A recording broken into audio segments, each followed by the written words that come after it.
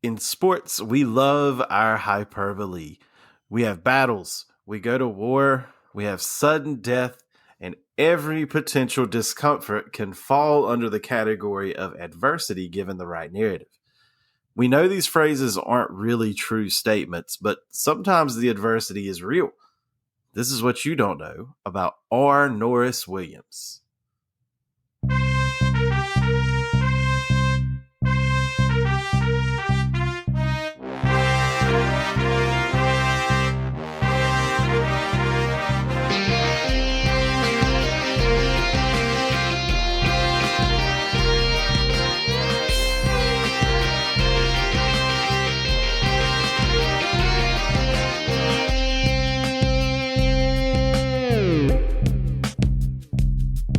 Welcome to What You Don't Know About Sports, where we delve into the forgotten stories, teams, and athletes of sports history and question widely held takes on today's sports. I'm Matt, and this is Blake. Hello. And today I want to tell you a story of an athlete who accomplished greatness after surviving one of the most infamous catastrophes in history. Blake, before we get started, what is your favorite comeback story for an athlete? Favorite comeback story. I think of injury related stuff or some other personal tragedy that happens and you're able to overcome it and still compete at the highest level. My first thought was Tiger Woods. Not that like he needed any help coming back because he's just the GOAT, but he did go through a lot of injury issues. He won his 14th major on a broken leg, allegedly. I rewatched that 18-hole playoff recently, and it was pretty epic. But that was in 08, and then he took like an 11-year hiatus between scandals and divorces and injuries and rehab, and tried to play through some of it. Couldn't figure it all out then, but then ended up winning on like the grandest stage in 2019 at Augusta. So like it doesn't matter how good you are at a sport. If your mental's still not there, like for whatever reason, and his certainly was not for a while, it would be hard to compete. And so that's probably my favorite one. I like that one. I think about Alex Smith. I was going to say that too. Recently. Yeah, like almost. The reason I mention it is because it has a parallel to what we're going to talk about today. But Alex Smith almost lost his leg and then came back and played football. Not effective football, but for a couple plays, he looked like the old him. He still came back. Yeah, he still got there. He still started. He still played, and that was something that most people didn't think would happen because the doctors thought they had to amputate his leg after he broke it. So yeah, everybody loves a good comeback story, and this is one for the ages. Although this story has some big differences from ones we normally tell. You'll catch one right here at the beginning. So we begin at the beginning. Richard Norris Williams was born January 29th, 1891 in Geneva, Switzerland. So does not sound like any other place. None of our subjects have ever been born in Geneva. Right off the bat, here's his father was Charles Dwayne Williams, who is a direct descendant of Benjamin Franklin.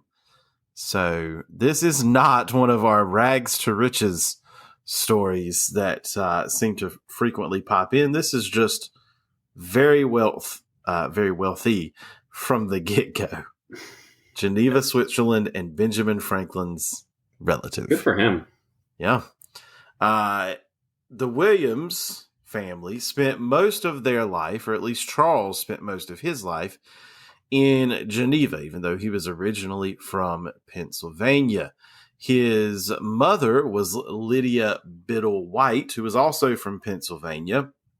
But again, he grew up with his father in Switzerland. He did not grow up in poverty. He instead lived in a Swiss boarding school where he received private tutoring and became fluent in both French and German as well as in English. So hitting all the high marks to begin with. So yeah, if you're wondering where we're going with this, there's like there is a story here. Stay with us. Like we're not just telling some rich guy's story. Like, This is important. We have to give this first. He began playing tennis at the age of 12 under the guidance of his father, Charles, who actually went by Dwayne. And by 1911, he had won the Swiss Amateur Tennis Championship. His father, having started him in tennis, became heavily involved in tennis, and to the point where there are two different versions of a story where Dwayne Williams helped found what we now call the International Tennis Federation. The first version of the story is that he told the Swiss Lawn Tennis Federation president, Charles Bard, of a big idea that he wanted to create an international umbrella organization. Every country that had tennis would be in this group that governed all of tennis. And this is the same time period that this is happening in various other sports, like FIFA came about the same time. Bard is then supposed to have passed this idea on to Henry Wallet, president of the French Tennis Federation, who then put the idea actually in motion. A different version of this story has Williams mentioning his idea to Wallet directly, that he wanted to have an international open. At that point in time, the French championships were only open to French citizens. He wanted to create an open, and to differentiate it from the open that was in London at Wimbledon, it would be played on clay instead of grass. And this led to something called the World Hardcourt Championships that had organizers from several countries that eventually did band it into the ITF. So not only is Richard Norris Williams, born into an affluent family, he's born into an affluent family that is heavily into the tennis scene. So he's getting the best training, he's involved with the best people, and his father is a big mover and shaker in the tennis world. So this is something altogether different from the kind of like missing figures that we normally do. Yeah, it's very different. He does not seem to have anything holding him back to this point. Like no parents die early that we know of yet. His money's not an issue. Where he goes to school's not an issue. Like he's not lacking training. He's not lacking anything really. He was basically set up for greatness in the sport of tennis because of his father's standing in the sport. And so it's, again, we're going to get there, but it is a little hard to see at the moment how this story is going to unfold. But stay with us, please. We'll get there. Someone not dying early is a little bit of foreboding for this story. After he won the Swiss championship in 1911, the following spring in 1912, he applied to and was accepted to Harvard University. Again, this story, not like our story. He's going to Harvard. He decided he needed to be in a prep school in America for a little bit of time before this, and originally in about February of 1912 intended to sail across from Switzerland by way of France to America, where he would attend a boarding school. Unfortunately, he got measles and had to cancel that trip, and instead he and his father decided to come to America on April 10th, 1912, which point they boarded a ship in Cherbourg, France. That is absolutely not how you say that name, but we're leaving it in. There he joined 2,222 other passengers who had boarded between Southampton, England, that place in France, and Queensland, Ireland, in having the prestigious honor of taking the maiden voyage of the new record holder for the world's largest ocean liner, the HMS Titanic. And that's where it gets weird. And that's where we're going to pause for a moment to do everybody's favorite game show, trivia. This might be the earliest trivia ever.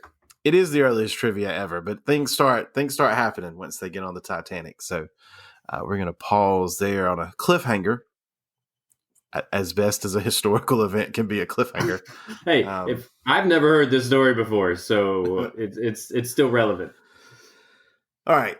This is the earliest we've ever done trivia. It may be the easiest trivia question we've ever done. See, don't do that. You are going to do much better than not knowing Patrick Waugh and other Canadian facts. You do now, though. You do. I know. Yeah, I told that at a party recently. I was like, y'all, I know everything that needs to be known about the 1995 Stanley Cup playoff. You're not going to let that one sneak up on you again. All right. So today's trivia question. We're going to get to the end of this story. We're going to see some things that happened for people who are relatively old for what they are doing. And so I'm going to ask you this question. Who is the oldest female Grand Slam winner in tennis history? Tennis is the only sport with Grand Slams, so I feel like I don't need to qualify that. But the oldest female Grand Slam singles winner, let me throw that out there too. Ooh. Oldest female Grand Slam tennis. What country are they from? Good old US of A. Okay. We're releasing this around the US Open, so it's got to be an American. We're not going to let those. I appreciate that. I appreciate that. I was going to say, don't. USA. Those wonderful, nice people. Absolutely. We love foreigners here. It's great. All right. So she's American. She is American. When did she play? Is that going to like completely give it away? Or is you are going to get it? Not a relevant absolutely question. With this. I will tell you that she was. How about I give you a general? She was active in the 21st century. Most of her career occurred in the 21st century. Most of her career. Ooh. Almost all of it, yes. Okay, so I had an idea. Okay, wait, I think I still have it. I think I'm safe. Singles, yeah. Yeah, okay. I'm pretty sure. Let me think. What like dagger can I put in this thing? Does she have an older sister that shares the same last name? Yeah, that's going to give it away just the same way as when her career ended. So, yeah, she does have that. Because her career ended, what? As of this recording, like last week? Yeah. Last week, maybe.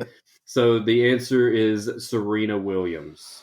Serena Williams. Yeah, I wanted to give her a shout out on this episode. I had a much more difficult question for you, which I will pose to our listeners at the end of this episode, but I don't think it was doable. But yeah, Serena Williams is the oldest female to win a singles Grand Slam title. She was 35 years old, 4 months and 2 days old when she won the 2017 Australian Open, beating her sister Venus 6-4, 6-4, in which case, so, that in hindsight, that final would have been the oldest female Grand Slam winner, regardless of who won. It just would have been a higher number had it been Venus. So, yeah, there you go. And I also asked that question to set the mark. 35 is the oldest female winner. 37 is the oldest male winner.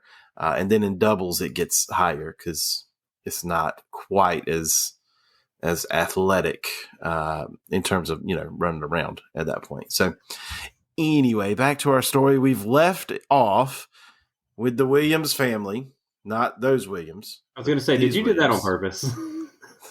It's perfect. We left with the Williams family boarding the HMS Titanic. Now, we all know what happens with the HMS Titanic, whether you believe the story that is most certainly definitely true, that they just are trying to set the fastest, trip across and everybody's feeling themselves and they just go barreling into an iceberg. Or if you believe one of the wild conspiracy theories about insurance money or New World Order stuff, I don't know. But there's plenty of conspiracy theories for this event. Check them out on your own leisure. We do know that it hits an asteroid and Jack and Rose can't both fit on a single door. Darn it. You said asteroid? Did I say an asteroid? That's the that would be Hey, that would be a conspiracy Wait. theory, Okay. wouldn't it? So if Did I hit it? Did I really say asteroid? yeah. What a day. So if side note, if the asteroid is barreling to Earth and the boat is also moving, could the ship hit the asteroid? Like would that be how we recall it, or would the asteroid hit Depends. the ship? It depends on who you ask. Jay Billis, if the ship had the ball, it's a block. So depends on who had the ball. If you ask him, how many times did I say asteroid in that sentence? I think just one. All of them. I caught it Okay. once. That's all I got. Wow. Clicking on all cylinders on this one. Okay. So, regardless of what we think why it did this, it hits an iceberg, which is the correct geological feature, and it begins to sink to the bottom of the ocean. We also know from the movie Titanic and from all the accounts all over the world that you can find how people reacted when the iceberg struck. And the Williams family has an account that matches some of the weird stuff that happened, right? So we hit this iceberg. And apparently, because everybody thinks that this is an unsinkable ship, that it's fine, everybody just kind of like is startled but goes about their business. To their credit, the Williamses go to the bar after they feel the hit. Raise a glass. That's it. On their way to the bar, they find a room that has people locked inside. Something about the way the ship had shaken had locked the door, and there were people inside the room that wanted to get out. A steward was trying to help them out and couldn't, so the younger Williams took his shoulder and just put it through the door and opened it for them, at which point the steward threatened the Williams with a fine for destroying White Star Liner property. Okay. Ended up not mattering so much that he put his shoulder through the door. This is a scene that he recounted in his memoir, which was I cannot speak on this episode. We're doing great. This incident was recreated in the James Cameron movie that we've all seen. Have you seen Titanic? I know you don't watch. I was hoping you would not ask that question in front of international. Okay, yeah, that's cool. Radio. It's fine. We all think you did. I've seen parts from like beginning to end. I don't think so. All right, but if you've seen parts, then surely everyone else in the world has seen it. Yeah. They then make it to the bar, and it was closed. The Dwayne Williams asked the steward who was at the bar to open the bar. He said that it's against policy to open the bar. Again, everyone's behaving as if everything is fine and we're all going to be okay. Because if we knew the ship was sinking and we got to get off, who cares if the bar is open or not? Matter of fact, why don't we drink all of it, right? Mm-hmm. And so in this case, they won't open the bar. And so Dwayne Williams gives Norris Williams his empty flask, just hands it to him, walks off. Then they go to the gym of the ship where they start pedaling bikes just to pass the time. They're listening to apparently the head trainer on the ship talking about how he doesn't need a life jacket because the life jacket's just going to slow him down. He's just going to get out and start swimming as hard as he can wherever he's got to go. And then they finally concoct a plan that they're just going to go to where the lifeboats are, see if they can get on a lifeboat. If they can't, they're just going to jump in the water and ride it out. Surely somebody is coming. It's a well-trafficked area. Somebody's going to come save them. They just got to make it through. This plan worked out well for one of them. And you know which one it is when I give you the quote. This is directly from Norris Williams himself. Quote, "I saw one of the four great funnels come crashing down on top of him. Just for one instant, I stood there transfixed, not because it had only missed me by a few feet. Curiously enough, not because it had killed my father, for whom I had a far more than normal feeling of love and attachment.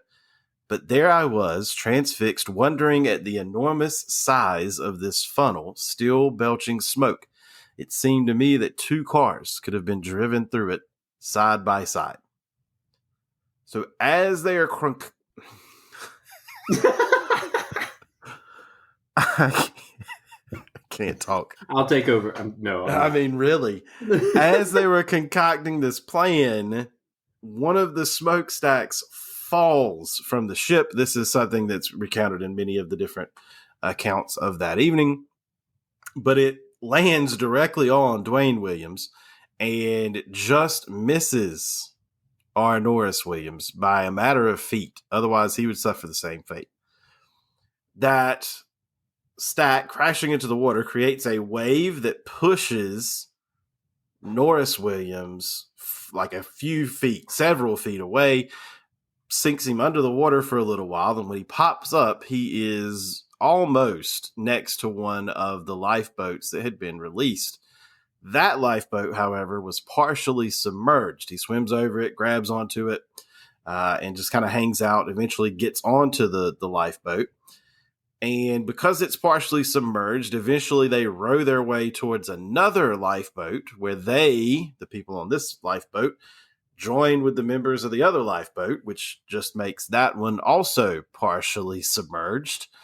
And for 5 hours, after witnessing his father die right in front of him, Norris Williams keeps his legs from knee down, under the water for 5 hours until the HMS Carpathia arrives and rescues all of the survivors out of the water. And again, the elder Williams ends up being one of the 1,500 or so people to perish in the tragedy. Things aren't great for R. Norris, and I'm calling him R. Norris, but Richard Norris, Dick Williams is sometimes how he's referred to. Pick your name, whatever you would like for it to be. When he gets to the Carpathia, the ship's doctor looked at his legs and, according to Williams, was very happily recommending that his legs both be amputated from the knee down. They were very frostbitten, and the doctor recommended that they be amputated. Please keep in mind that this was 1912 medicine, so there wasn't a lot they could do for anything, and there also wasn't a lot they could know.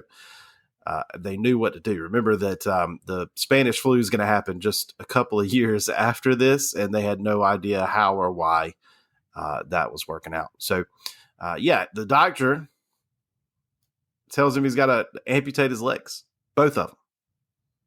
What? Okay, so if you were wondering, like, here's the tragedy. Here's the tragedy in the story.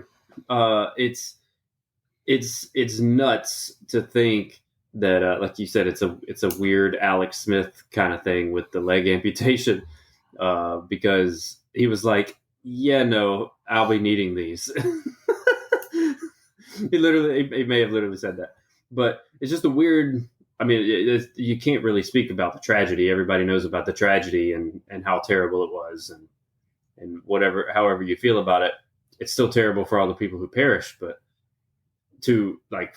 I'm just imagining the size of this ship, right? Like if he remembers it the way that he remembers it, and those stacks, there's 4 of them, and those stacks are big enough for like 2 cars to drive side by side in.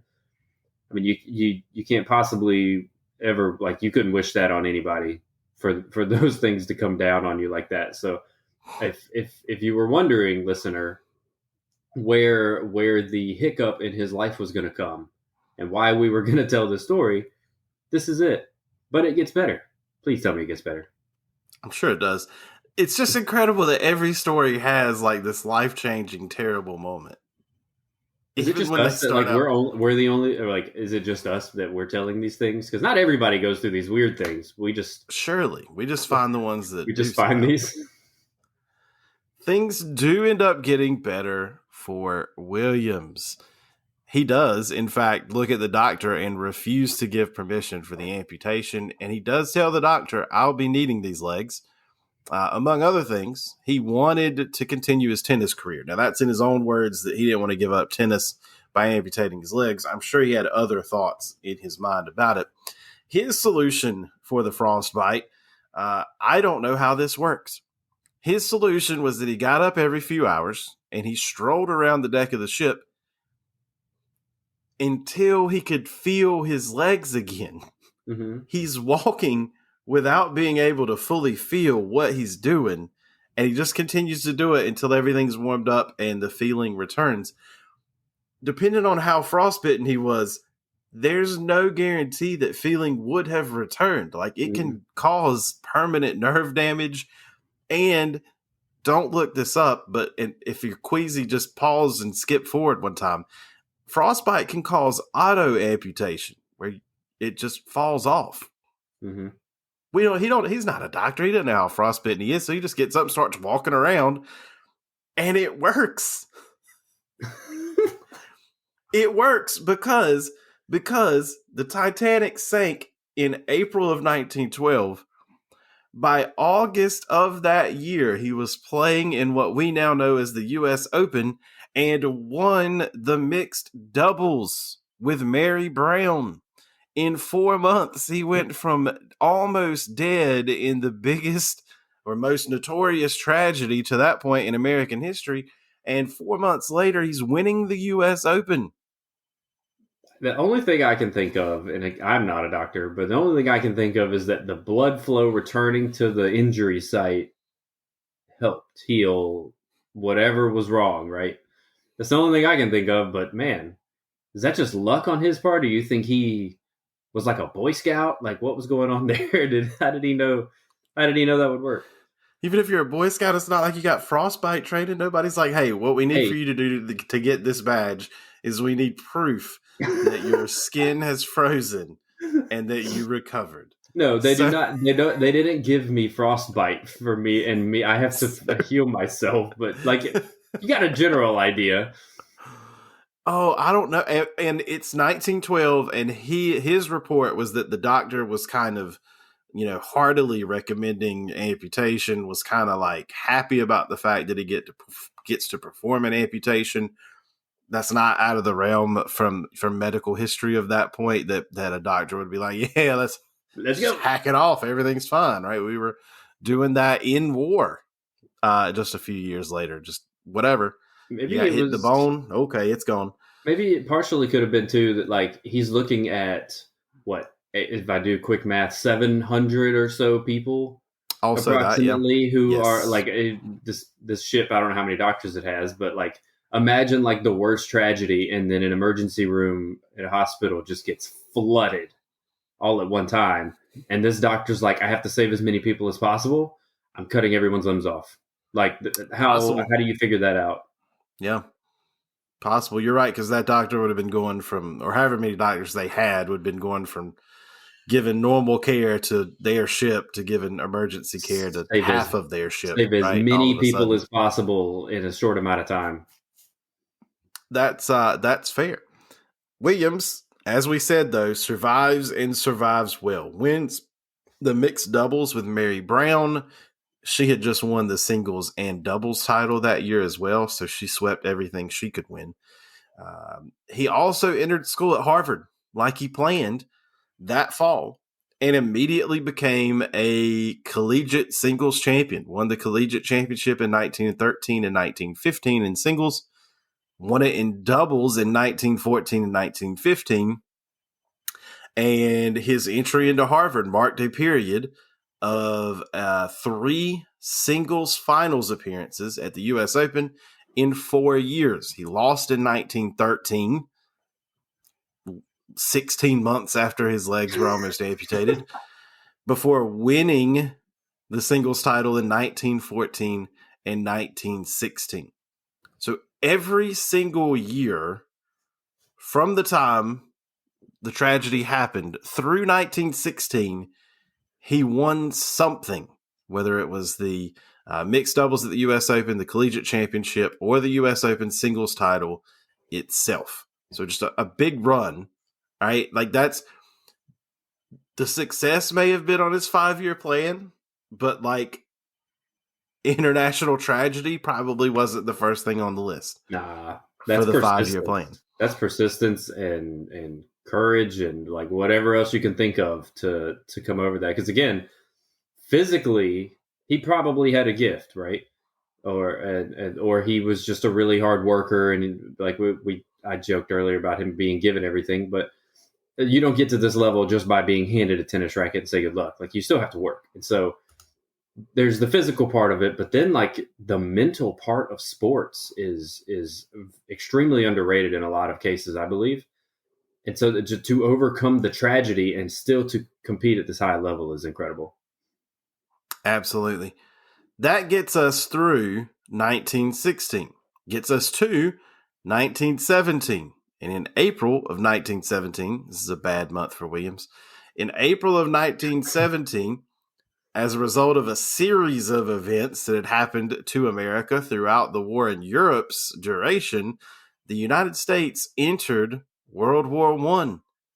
And Williams did his civic duty and joined the U.S. Army as soon as war was declared. He signed up and went. Again, please keep in mind, I know we're overdoing it. We're beating the dead horse.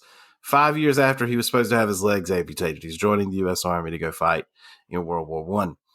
He, for his duty and service, was awarded, I'm going to call it the War Cross. It's not its official name. Its official name is in French. And he was also one of around 22,000 recipients of the Legion of Honor. Both of those awards came from France. So he was given awards for his service in World War I. So he's from one tragedy kind of toward another, right? War, not a thing we want to do. But he also survived World War I. So he is on a little bit of a Forrest Gump type trajectory here. He was on the Titanic. He is in World War I. That parallel isn't so far off either. So the war ends in November of 1918, but the peace treaty doesn't get signed into June of 1919. And during that time, war is technically not officially over. There's a ceasefire, but most of the militaries, particularly American military, many of them stayed in Paris. And as an officer, Williams stuck around as well.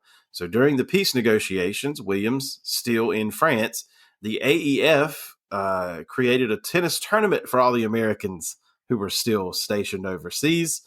And in 1919, Williams won that. So even when he's stationed in the military, or not, he's not stationed in the military, even when he's in the military, stationed overseas, he finds a way to win a tennis tournament. Why not? Like, I mean, not? At this point, tell me, I'm waiting to be surprised again at this point, because like, he's just, I mean, he's just different. Like, he's just built different mentally, because why not? Why not? And he keeps popping up in places that I would teach in a U.S. history class. He comes back from the war and he does two things. Number one, he's going to continue winning tennis tournaments. I'll tell you about that in a second. But he also creates an investment brokerage firm in the 1920s. He's a mover and shaker in the finance industry in the roaring 20s. He is in the right spot at the right time for at least 10 years. As far as tennis goes, he continues to win. 1920 from 1920 through 1926. He either won or appeared in the finals of seven of those 8 years. That nothing I just said made sense. Let me do that again. From 1920 through 1926, he appeared in the finals of the U.S. Open or Wimbledon 7 of those 8 years. So between those two tournaments, every year except one, he was in a final at Wimbledon and the U.S. Open. He didn't win all the time. He only won twice, the 1920 Wimbledon doubles, or 3 times, and then a 25 and 26 U.S. Open doubles. But he continued to be around in those tournaments every single year. His last U.S. Open win was in 1926 at the age of 35, which is why I brought up Serena Williams earlier in the episode. 2 years before that, 1924, he won an Olympic gold medal in mixed doubles. Continues to be one of his go-tos. on a badly sprained ankle. Reportedly, that he wouldn't heal as fast because he had blood flow issues stemming from the fact that he once was submerged in ice cold water for 5 hours. It's truly incredible. By the way, he was one of the last mixed doubles gold medalists until 2012. They banned tennis from 1924 to 1988 over a spat between the IOC and the ITF. When it came back, they didn't have mixed doubles again until 2012. So he was the only person with that distinction for a very long time. Dang. He also ended up playing on the U.S. Davis Cup team 6 times from 1913 to 1926. That is, for our golf people, like the Ryder Cup or President's Cup. That's the tennis version. It's a team competition. You play for your country. As a single, he went 6-3. As a double, he went 4-0 for a 10-3 record overall. He won 5 Davis Cup championships, including winning 1 doubles match with Carl Howell Bear. We don't know who that is, but he was a tennis great from the time period, and he had something in common with Williams, and it's that they were both first-class passengers who survived HMS Titanic. Jeez. They were both on the ship. They didn't know each other. They had very different ways of surviving. Bear was a first-class passenger who went to the lifeboats immediately, and as we know from the documentary about the situation, many first-class passengers either bribed their way or just got on boats before anybody decided how they were going to do it. Bear was one of those people that was able to be on a lifeboat, survived with a different story than Williams did.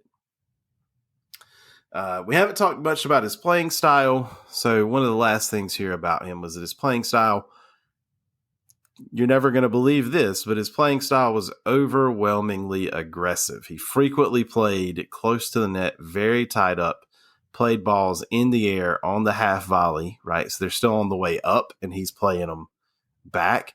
And he favored aiming shots as tight to the lines as he possibly could. He's not going for anything down the center. He's not looking to set anything up. He's playing aggressively. He's taking the risky shot every single time, and most of the time it worked. And that probably is one of the reasons why he was a good doubles player, right? Being able to play that close to the net. Yeah, I was going to say that. That sounds like it would make him a great doubles player. It's like if he's playing close to the net, then he could play that. He could play the half volleyball and succeed that way. So that's interesting.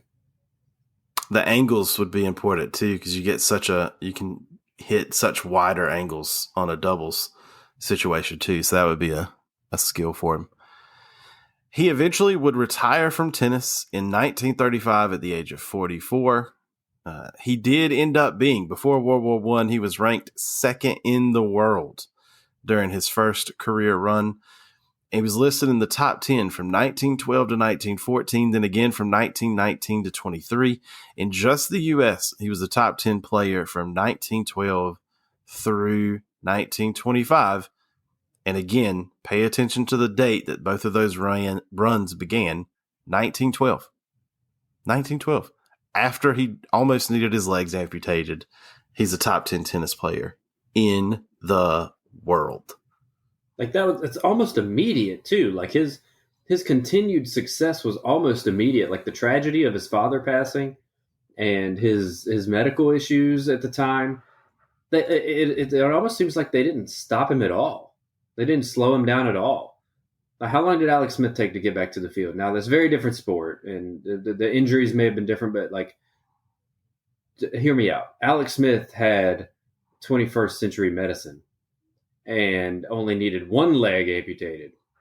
This dude, I mean, it's a very different situation again, but like, it's just, I think it just speaks to his mentality about life and stuff. Like, yeah, he was given a lot and he was affluent and stuff. And I feel like we a lot of times we think about athletes as like they're always mentally strong no matter what. It's like nothing can hurt them mentally. Like they're just always that way. But that's not the case At least not in my experience. It's not always the case. So he still had to get over this stuff, the physical issues, his physical health and his mental health after the tragedy that he witnessed. Like not just his father, but he was like in the top 30%. How many people? Yeah, 30% or so. Only 30% of people on that boat survived. He was one of them. It speaks to him as a person, not just as an athlete. Yeah, his wife is supposed to have said that he didn't harp on his experience from and he only wrote an 89-page memoir when his family forced him to, as he was getting later on in life. And the story about the Titanic situation is like not very much of it, and he doesn't say a whole lot about it. His wife said that he's one that he wouldn't go out of his way to talk about it, but he also didn't reject that it existed. If you asked about it, he would tell you, but he didn't like sit there and tell you, you know, oh, remember that time I was on the Titanic? And so, you know, that's part of being able to deal with the situation and kind of, you know, handle it and move on. But I agree with you. I mean, it's some of it, a lot of it is persistence, being able to move forward. He ended up with a final singles record of 77-23. So he only played 100 singles matches, but he won 77% of them. Here's your trivia question, listeners. And I don't think anybody's going to get it, but if you do, write to us and tell us. You'll probably be lying, but you know what? We'll believe you, and we'll shout you out on the next episode we record. So Williams and one other person are the only players in tennis history to have a Grand Slam single, a Grand Slam double, a Grand Slam mixed doubles, a Davis Cup championship, and an Olympic gold medal. Only two people in tennis history have done those things.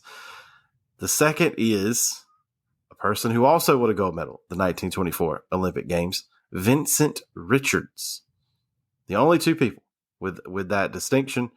He also was only one of two, this is going to blow your mind, one of two Olympic gold medalists on the Titanic.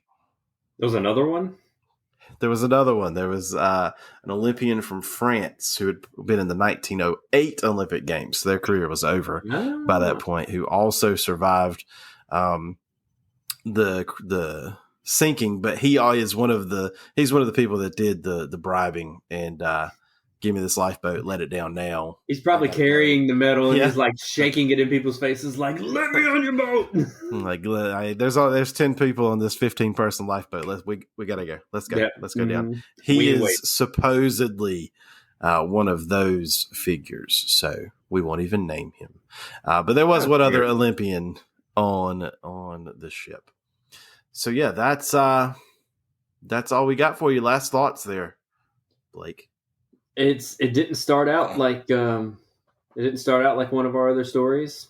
Usually the first couple minutes were like, someone lost somebody at a really young age and he grew up without parents, or you know, like this athlete had to deal with all these early tragedies in his life and he overcame them. Not everybody's the same, right? Like not only do people come from different places, you can make it out of just about any situation. Maybe some or most of it's luck, but like with Williams, I mean, if he was 3 feet to his left or to his right, he could have died that night too.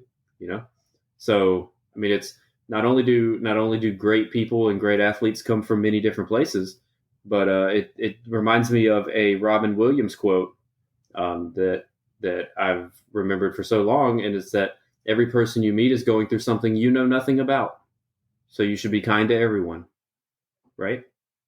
He was going through, like, on the outside, maybe it didn't look like he was going through anything because he had money and he had just gone to Harvard and he's having all this success. But like, you know, there's something in the background of his mind. He was dealing with some stuff. So the affluency doesn't mean no problems, right? So good for him. 100. It's an incredible story, all in all. 100%. Everybody has something they can be happy about. Everybody's got something they can be troubled by. That's good words there. It kills me too. Like, if he didn't get measles, he's not on the Titanic, and he just lives a normal life. And if he's, like you said, several feet this way or that way, he's got a completely different fate on the situation. I mean, they jumped. I didn't say this, but they jumped into the water when it was time for that to happen from 40 feet, estimated 40 feet into the water. So 4-story drop into water, not the same as a 4-story drop to the ground. But that's dangerous by itself. That could have gone terribly wrong. So, it's just another one of those deals where you make choices and you hope for the best, but then you just got to take what you get and make another choice. And he made good ones after the bad. And imagine if like this tragedy didn't happen. Maybe this tragedy is the reason he went on to have so much success, as opposed to the other way around. Like, people all the time come through at a young age and they're like, oh, they're the next big thing, and they're the prodigy. And then what happens? Something in life derails them and they never get it back. Maybe he took this and ran with it, and that's why he had so much success for so long. And maybe that's why he joined the army. I mean, like, the tragedy itself could have played such a dramatic role in his life, and all the positivity that came after the fact. Just the fact that he was able to survive it, and he took that and harnessed it for the better instead of for the worse. So, never know, right? Never know. All right, that's our story about R. Norris Williams, the Titanic survivor who ended up winning the U.S. Open. If you've got a forgotten story, something that a lot of people don't know, or just an idea you want us to cover, shoot it our way, and we will be glad to cover it, hopefully when I can speak like a normal human being. So just send that one to me. Not that I'm any better with words, but it's fine. Until next time, goodbye. Bye.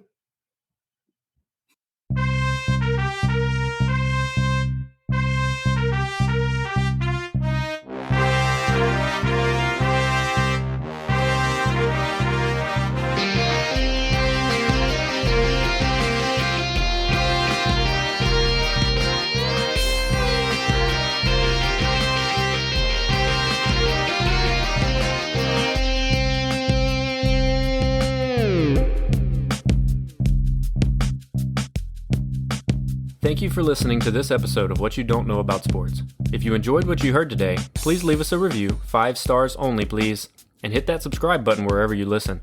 If you have a great sports story, we want to hear about it. You can connect with us on Facebook, Instagram, and Twitter at WYDKAS Podcast, and on our YouTube channel at What You Don't Know About Sports Podcast. All episodes are written, recorded, and edited by us. Stay tuned for the next episode.